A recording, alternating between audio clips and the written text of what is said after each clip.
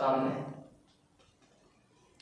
Hello नमस्कार दोस्तों, स्वागत है आप सभी का हमारे यूट्यूब चैनल पर। कैसे हैं दोस्तों आप सभी? उम्मीद करता हूं कि बहुत अच्छे होंगे, स्वस्थ होंगे और शानदार होंगे। दोस्तों आप सभी के लिए एक मोटिवेशन लाइन है, उसके बाद वीडियो की शुरुआत करेंगे। और आज हम एक बहुत महत्वपूर्ण टॉपिक पढ़ेंगे कक्षा 10 के लिए।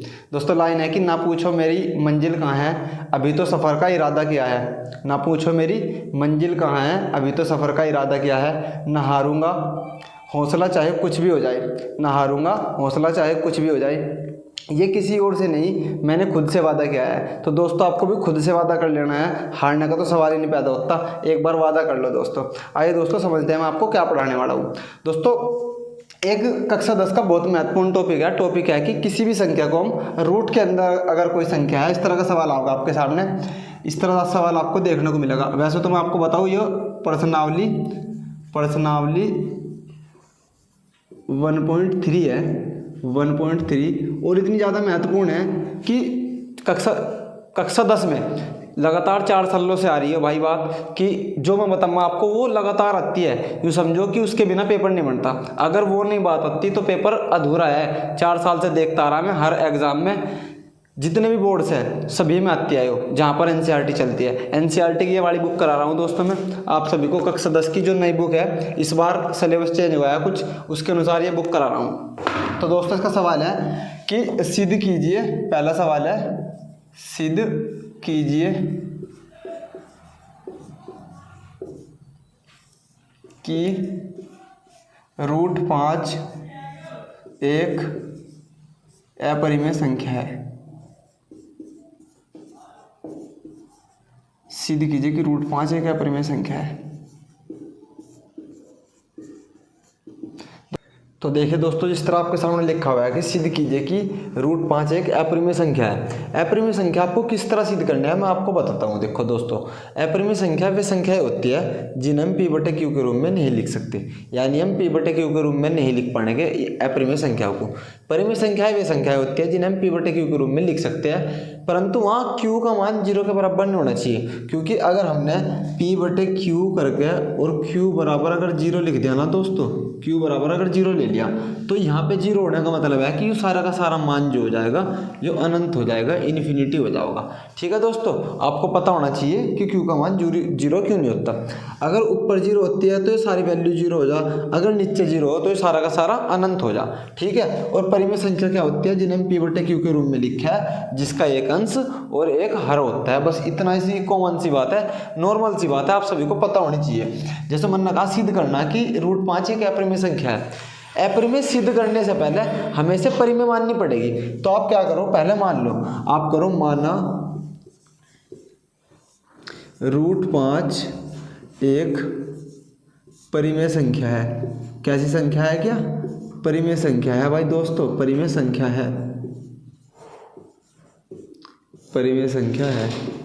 अब जब ये परिमेय संख्या है तो इसे हम क्या कर सके, P/Q के रूप में लिख सकते हैं। और मेरे दोस्त Q बराबर नहीं होना चाहिए 0 के, क्योंकि अगर Q का मान 0 के बराबर आएगा तो अनंत हो जाएगा, यानी अनंत हो जाएगा। ठीक है। तो माना √5 एक परिमेय संख्या है जिसे हम P/Q के रूप में लिख सकते हैं और Q बराबर है नहीं है 0 के। ठीक है। अब इसके बाद एक नई चीज़ जोड़नी है आपको। नया क्या करना है कि आपको P/Q यानी जो इसका मान है √5 बराबर आपको A/B मान लेनी है। दो सहभाज्य संख्याएं, ये दो सहभाज्य संख्याएं क्या है? सहभाज्य संख्याएं, सहभाज्य संख्याएं। दोस्तों ये मनने क्यों मननी? ये मनने इसलिए मननी, इनकी हम तुलना करेंगे आपस में। सहभाज्य संख्या का मतलब होता है कि वे संख्याएं एक से कटेगी। जो A B को नहीं काट सकता और B A को नहीं काट सकता, इन दोनों का एक ही फैक्टर होगा, सिर्फ वो कॉमन होगा क्या? 1। ठीक है। जैसे इस तरह लिख के दिखा दूंगा आपको, 2/3, 5/7, ये सब क्या है? सहभाज्य संख्या है। यानी 3 2 को नहीं काटने की, 2 3 को नहीं काटने का, 7 5 को नहीं काटने का और 5 7 को नहीं काटने का। यही नियम है भाई इसका करने का। तो उसके बाद आगे बढ़ेंगे तो आपको एक काम करना, क्या इसके वर्क करना आपको, दोनों ओर का वर्क करने पर, दोनों ओर का वर्ग करने पर करो दोनों ओर का वर्ग। क्या सो हो जाएगा? √5 की पावर 2 बराबर ए बटे बी की पावर 2। ठीक है, तो ये क्या हो जाएगा मेरे दोस्त, 5 हो जाएगा। ये ए की पावर 2 बटे बी की पावर 2, इसे हम क्या लिख देंगे, 5 बी की पावर 2 बराबर ए की पावर 2, समीकरण नंबर 1। यहाँ तक कोई दिक्कत नहीं होगी, बहुत नॉर्मल तरीके से बताया आसानी से कि दोनों ओर का वर्क करा, वर्क करके रूट कटेगा, इस रूट से वो कटा 2 इसकी घात, इस रूट से इसकी 2 घात कटी, 5 रहेगा, ए की पावर 2 बी की पावर 2 होगा, 5 इसकी मल्टीप्लाई यहाँ कर दी, 5 बी की घात 2 बराबर ए की घात 2। यहाँ तक कोई दिक्कत नहीं होनी चाहिए भाइयों। उसके बाद क्या करूँगा मैं, उसके बाद बी स्क्वायर बराबर ए स्क्वायर बटे 5 दिया। तो आप देख रहे हैं कि जो 5 है वो ए स्क्वायर को विभाजित कर रहा, 5 ए स्क्वायर को विभाजित करता है, 5 क्या कर रहा, ए स्क्वायर को विभाजित कर रहा। विभाजित का मतलब मेरे दोस्त काट रहा, विभाजित करता है,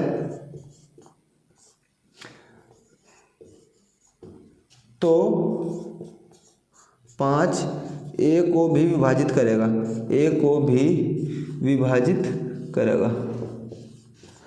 अब देखो आप, ये मैंने बात क्या कही, इसे समझने की प्रयास करिए भाई। देखो अब कोई संख्या है आपके सामने, मान लो कि तुम कुछ भी संख्या ले लो, उसका वर्ग ले लो। आपके सामने मैंने लिया भाई 9 ले लिया मैंने। 9 का वर्ग क्या है, 9 का वर्ग ले लिया मैंने मेरे दोस्त 81।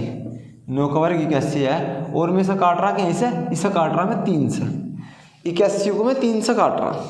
सपोज करो यो ए है 9 और यो ए की पावर 2 है 81, और ये जो 5 है वो 3 है, मान लो ऐसा। तो क्या होगा कि जो इसका वर्ग है, इससे कट रहा ना, कटो, 3 दूनी 6 और 3 7 21, 27 83, 27 बाई डिवाइड हो रहा। लेकिन एक बात तुम यहाँ सोच के चलियो कि अगर ये इसके वर्ग को काट रहा ना, तो ये उस संख्या को भी काटेगा जिस संख्या का वर्ग था वो, तो यानी 3 इस 9 को भी काट देगा, 3 3 9। तो यही नियम मैंने यहाँ लगाया कि अगर 5 ए स्क्वायर को विभाजित कर रहा, उसकी घात 2 को काट रहा, तो उसे सिंगल को भी तो काटेगा वो। भाई सिंगल को काटने में क्या दिक्कत है, जब घात 2 को काट रहा हो, वर्ग को काट रहा, तो सिंगल को भी काटेगा। वही नियम लगाया, इसीलिए लिखा मैंने कि 5 ए स्क्वायर को विभाजित करता है तो 5 ए को भी विभाजित करेगा। ठीक है, 5 ए को भी विभाजित करेगा, तो इसका हमें एक गुणनखंड मिलेगा। इसका एक गुणनखंड क्या मिला, हमें 5 मिलेगा, इसका एक गुणनखंड। अब इसके बाद तुम्हें एक छोटी सी चीज ऐड करनी है, ए का मान जो है आपको एक सहभाज्य गुणनखंड का आप एक पूर्णांक मान लो सी।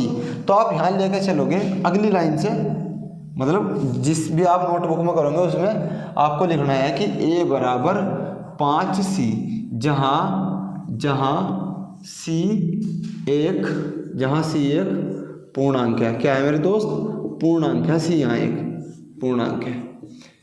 इतना काम करने के बाद आप थोड़ी सी आगे और बढ़ोगे। थोड़ी सी आगे बढ़ने के लिए मैंने एक समीकरण 1 बनवाई थे आपको, 5b की पावर 2 बराबर a की पावर 2। तो 5b की पावर 2 की जगह आप 5b की पावर 2 बराबर a की पावर 2 लिख के आपको क्या करना, 5 तो एज इट इज रखना, b की पावर 2 भी ऐसा का ऐसा ही रखना जैसा था।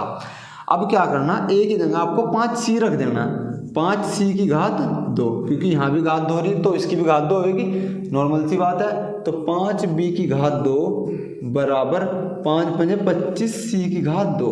अब इस 5 से 5 कटेगा कितनी बार, 5 बार। इस 5 से 25 कटेगा 5 बार, 5 5 25।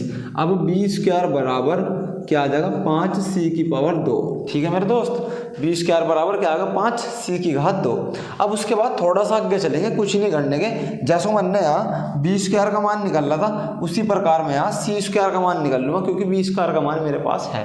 c स्क्वायर का मान निकाल लो, c की पावर 2 बराबर b स्क्वायर अपॉन 5। भाई ये चर है ना, चर और ये चर है, दोनों गुणा में है तो इसके बटे मान जाओगा, पता होगा तो कक्षा 6 की बात है, कक्षा 6 में सिखा दी जाती है इस तरह की चीजें। ठीक है, जब यो यहाँ पता चलेगा तो मैंने भी तो बताया तुम्हें कि अगर कोई संख्या किसी संख्या के वर्ग को डिवाइड कर रही तो उस संख्या को भी डिवाइड करेगी जिसका वो वर्ग है। तो वही काम यहाँ हो रहा कि 5 b स्क्वायर को विभाजित करता है, b स्क्वायर को विभाजित करता है यानी काटता है, 5 b स्क्वायर को विभाजित करता है अतः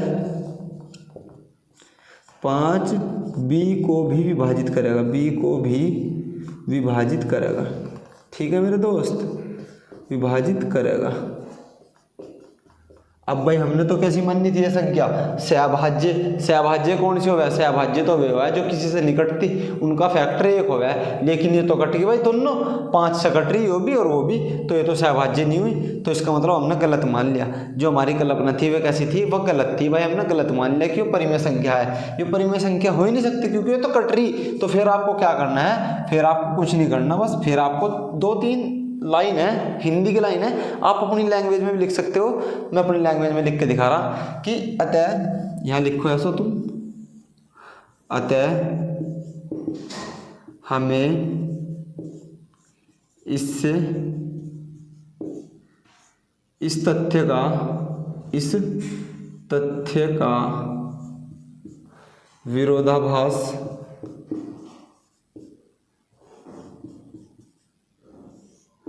प्राप्त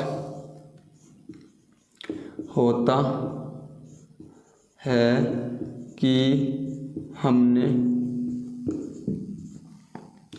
जो कल्पना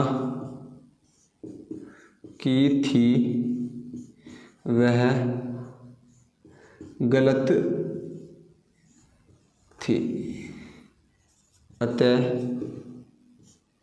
√5 एक अपरिमेय संख्या है,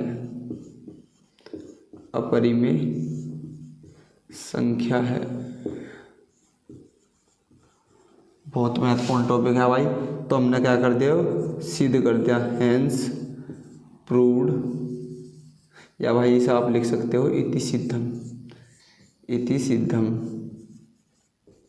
बहुत महत्वपूर्ण टॉपिक है, हर साल आवा है बोर्ड में 5 नहीं 3 नंबर आपको देखा जाएगा दोस्तों। बहुत महत्वपूर्ण है, महत्वपूर्ण टिप कर लियो इसे, ठीक है। और बहुत सुंदर तरीके से मैंने आपको पढ़ाया है, बहुत आसान तरीके से आपको समझाने की कोशिश किया है। एक बार मैं आपको मौखिक बताता हूँ मैंने किया क्या है। आप सभी को सबसे पहले एक काम करना है कि आपको जो संख्याएँ दे रखी ना, जो भी संख्या दे रखी उसे पहले आप परिमेय मान लोगे।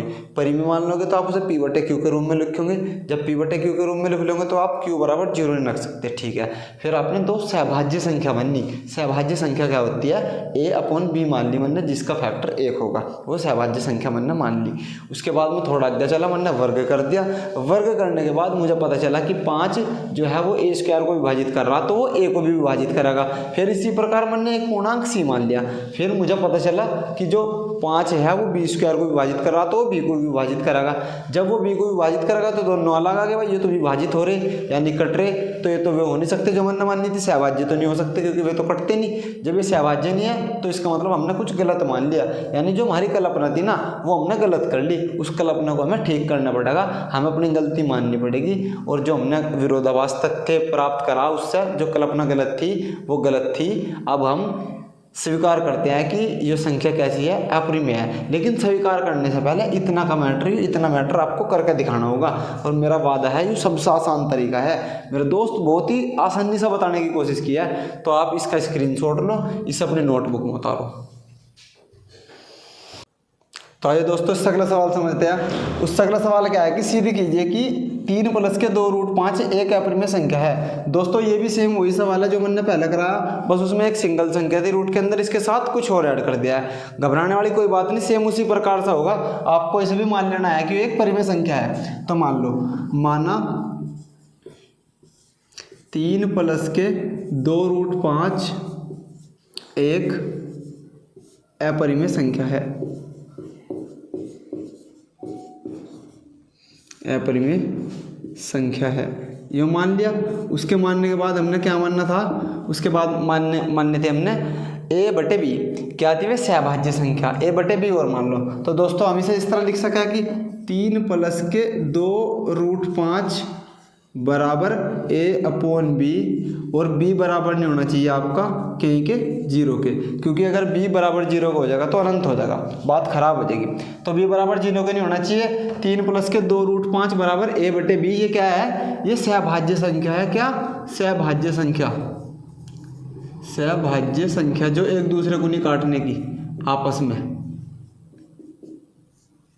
अब उसके बाद दोस्तों हम क्या करेंगे, जैसे ये 3 अलग है, इस रूट से अलग है ना 3, तो इसे पर पहुंचा दो।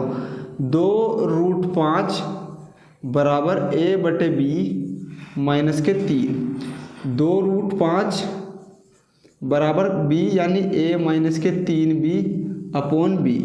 इतना लिखने के बाद अब ये दो यो भी तो अलग है ना, इस रूट को सिंगल छोड़ दो, रूट 5 को अकेला छोड़ दो, इसे भी परे ले जाओ, यानी रूट 5 बराबर a माइनस के 3b बटे 2b। अब दोस्तों आपको एक चीज़ दिख रही होगी, ये तो पूर्णांक के रूप में है, a माइनस के 3b बटे 2b, ये तो पूर्णांक के रूप में, यानी ये कैसी संख्या है, ये तो है परिमेय संख्या, पूरी की पूरी कैसी परिमेय संख्या, परिमेय संख्या है ये तो भाई। और ये उल्टी कैसी, ये उल्टी भी तो बताई थी मैंने आपको, ये कैसी है अपरिमेय, ये है अपरिमेय। तो दोस्तों यो परिमेय और ये अपरिमेय दोनों अलग अलग होगी, तो अपरिमेय कहलाएगी, यानी हमने जो कल्पना करी थी वो कैसी थी, वो गलत थी, वो कैसी थी, वो गलत थी दोस्तों। हमने जो कल्पना करी थी शुरू में ये परिमेय है भाई, जो हमने कल्पना करी थी वो गलत थी, यानी हम लिखेंगे यहाँ से कि अतः इससे हमें यह विरोधाभास प्राप्त होता है, विरोधाभास प्राप्त होता है कि जो हमने कल्पना की थी वह गलत थी, अतः 3 प्लस के 2 रूट 5 एक अपरिमेय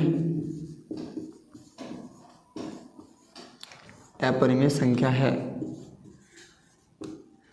अपरिमेय संख्या है।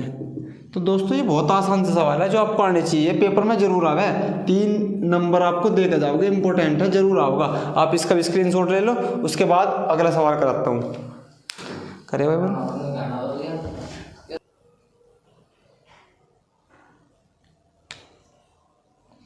आइए दोस्तों अब सिद्ध करते हैं कि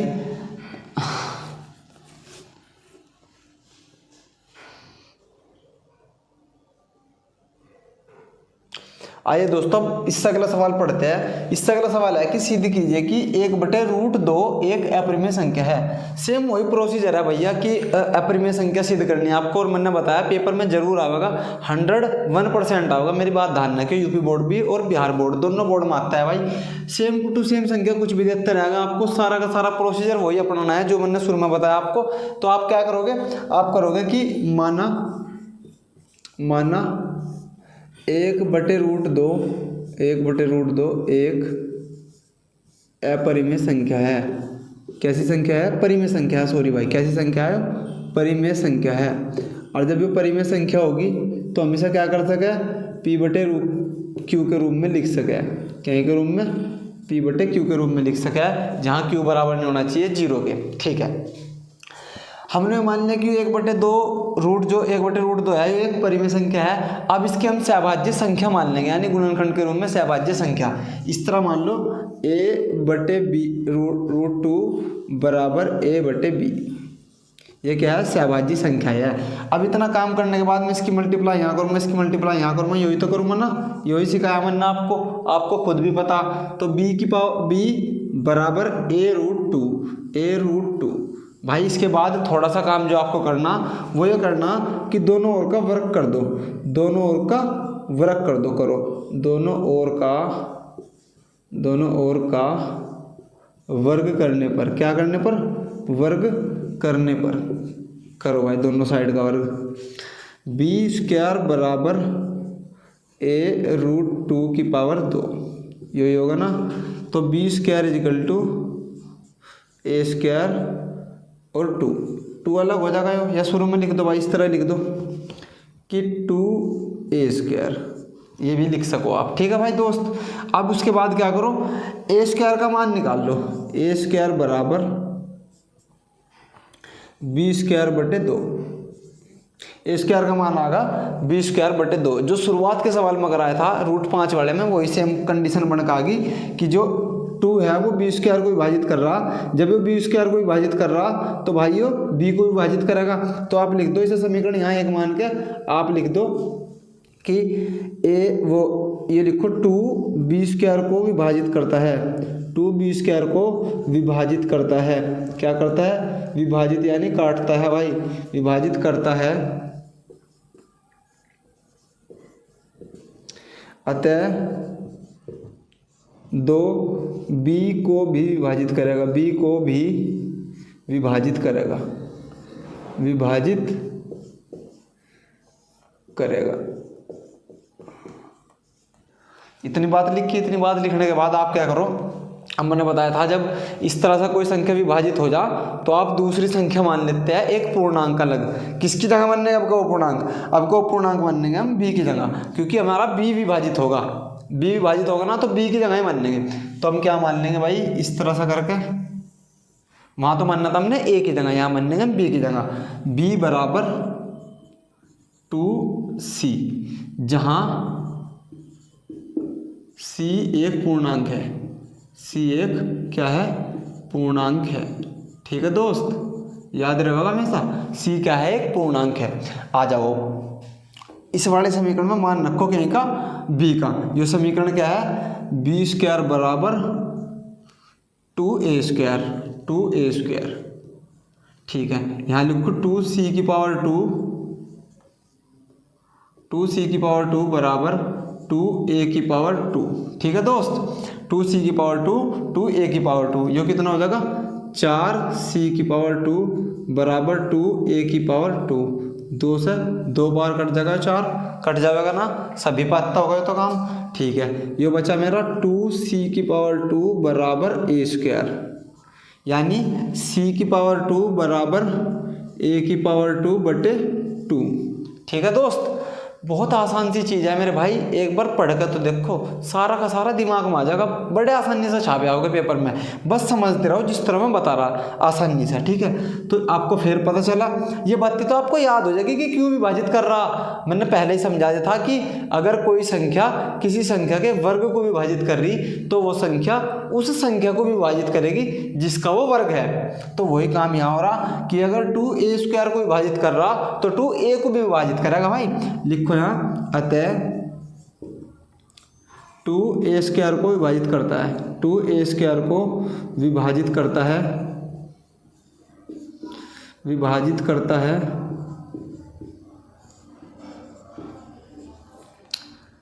इसलिए 2a को भी विभाजित करेगा, विभाजित करेगा।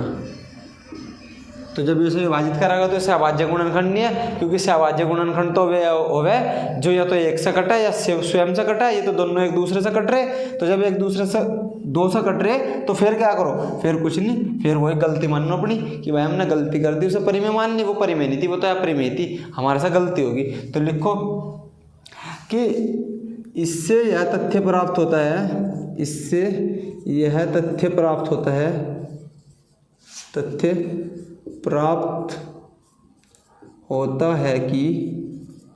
है कि हमने जो विरोधाभास कल्पना की थी वह गलत थी।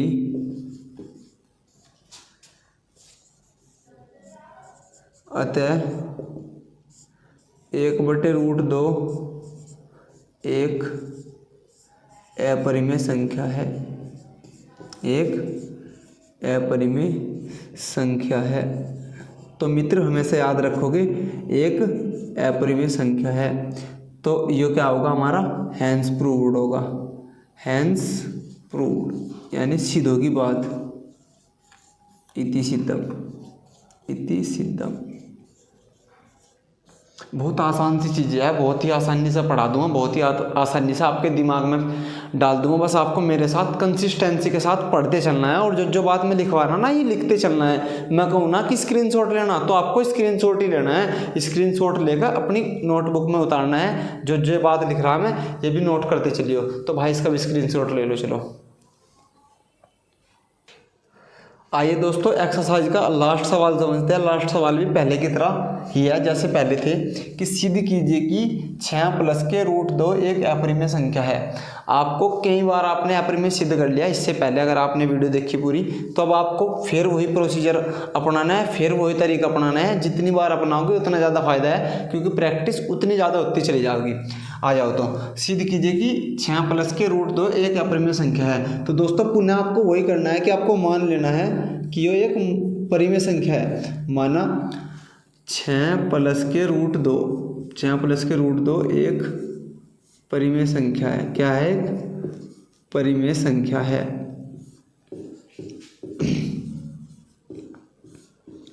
परिमेय संख्या है, कोई बात नहीं। जब ये परिमेय संख्या है तो इसे हम पी बटे क्यू के रूप में लिख सके। बस एक बात नहीं होनी चाहिए कि क्यू का मान जो है वो 0 के बराबर नहीं होना चाहिए। ये सारी बात आपको दोहरानी है मेरे साथ साथ, ठीक है? सच में दोहरानी भाई, दोहराते रहिए। देखो अगर वीडियो देख रहे तो ये बात बोलते रहिए तभी तो फायदा होगा।